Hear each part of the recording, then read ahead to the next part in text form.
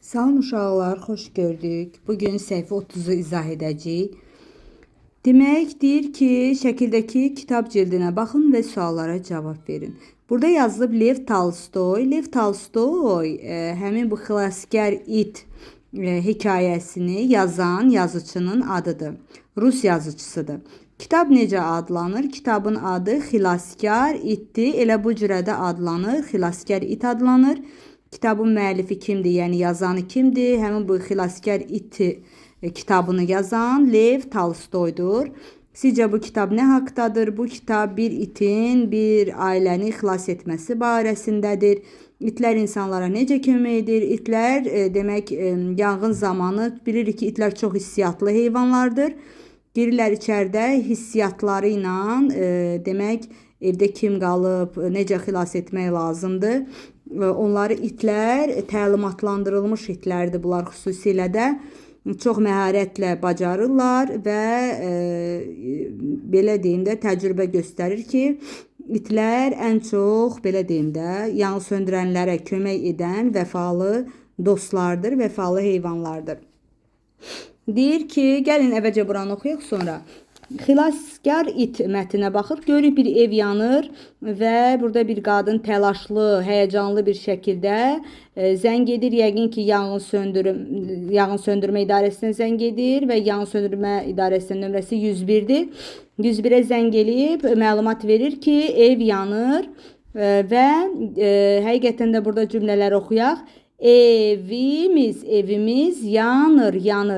Kömək edin. Evimiz yanır, kömək edin. Evdə körpə, uşaq qalıb. Evdə körpə, uşaq qalıb. Xallı, uşağı xilas et. Uşaqlar, xallı bu itin adıdır. Xallı, uşağı xilas et. Görürsünüz, xallıya yanğın söndürən işçi təlimat verir, göstəriş verir ki, xallı get, həmin o yanan evdəki uşağı xilas et. Və görürük xallı demək ağzında belə bir demək qab deyil, bunun içərisində uşaq var. Balaca belə uşaqları qoymaq üçün belə bir qabdır, belə deyirik, qab deyək ona. Həmin onun içərisində uşaq yatılı vəziyyətdədir. Körpə uşaqdır və xallı yanğın olan evdən onu bayıra çıxarda bilir məharətlə və yanğın söndürmə işçisi ona deyir ki, afərin xallı, yəni halal olsun sənə, sən bunu bacardın, afərin xallı. Yəqin evdə yenə kimsə var. Yəqin evdə yenə kimsə var. Deyən zaman tez xallı yenə içəri daxil olur, özünü yanan evin içərisinə atır və orada ağzında belə bir gəlincik kukla gətirir.